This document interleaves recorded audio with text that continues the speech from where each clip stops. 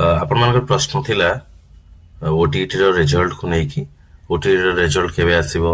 certificate केबे मिलिबो online रे आसीबो download करिया पड़े ना घर को आसीबो वेरी सिंपल हम एक्सपेक्ट करछु ओटीटी रो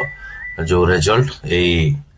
15 डेज भितर पळे आसीबो डिक्लेयर हेचिबो एंड डिक्लेयर ला परे संगे संगे ऑप्शन दिया जाए ऑनलाइन रे आपण डाउनलोड करि परिबे 200 टंका पे करिके सर्टिफिकेट को बट मासे रो 1.5 मास भितर निहाती आपण जो प्रेजेंट एड्रेस देथिबे होय तो प्रेजेंट परमानेंट सामान देथिले सेटा प्रेजेंट हबो बट जदी प्रेजेंट आ कम्युनिकेशन एड्रेस सा देथिबे से एड्रेस को डाकरे निहाती आसिकी पहुंचबो आपनकर